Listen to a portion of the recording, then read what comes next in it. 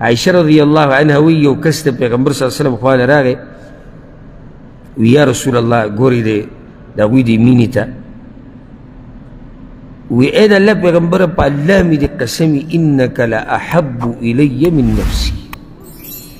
زه د خپل ځان سره د محبت نه زیات تاسو سره محبت کوم وانک لاحب الی من اهلی ومالی واحب الی من ولدي د خپلو بچو سره مال سره اهل سره خپلوانو سره دومره محبت کوم زه تاسو سره مسله دا ده چې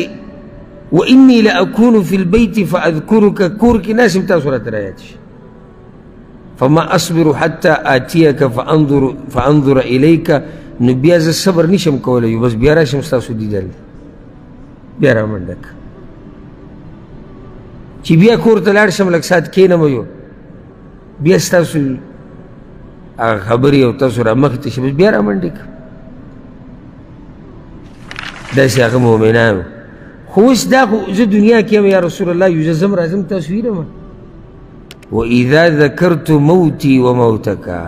مسله هله جوړه شي کله ما ته خپل مرګ رایاد شي ستاسو مرګ رایاد چې کله زما ذهن کې دا راشي چې زه به یو ورځ مړ شم یا ذهن کې مې راشي چې پیغمبر صلی الله علیه وسلم به یو ورځ وفات شي مړ به شي عرفت انك اذا دخلت الجنه رفعت مع النبيين نو دام زما یقین دی او په زړه کې ویم چې پیغمبر صلی الله علیه وسلم به جنت ته خو ځي او جنت کې به د پیغمبرانو سره پیغمبران په جنت کې به ځي کې به واني اذا دخلت الجنه خشيت الا اراك او که زه چېرته جنت ته لاړم دا زه سوچ کوم که چېرته زه لاړم جنت ته نو بیا هم د پیغمبر خو زه نشم لیدی ځکه چې څومره اوچت مقام به و هغه سید الانبیا دی او سید الاولین والآخرین نو دا یره مې زړه کې دنیا کې خو زه ژوندی یم په تاسو پسې رامنډه کړم بیا تاسو وینم خو یره مې هله زړه کې ډېره شي چې کله ماته مرګ رایاد شي چې زه مړ شم او دنیا نه لاړ شم یا دا پیغمبر د دنیا نه لاړ شي او جنت ته لاړ نو به اوچت ځای کې نو اوس کوم ځای کې زه او کوم ځای کې پیغمبر نو په جنت کې به هم نه وینم نو دا به بیا څه کېږي نو پیغمبر صلی الله علیه وسلم اس جواب ورنکو بلی شو نو اللہ آیت نازل کو عائشہ رضی اللہ عنہ وی جبریل لاغے آیت راوڑو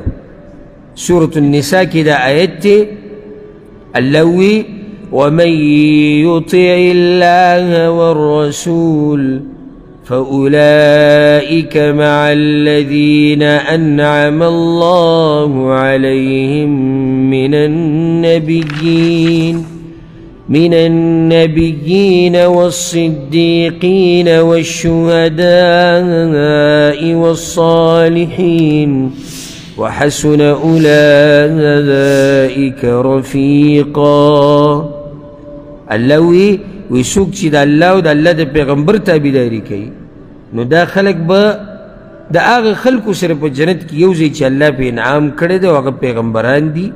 رښتیني خلک دي شهیدان دي او نیکان دي دې کې د هغه صحابي جواب وشو چې ستا به ملاقات د پیغمبر سره کیږي که نه به کیږي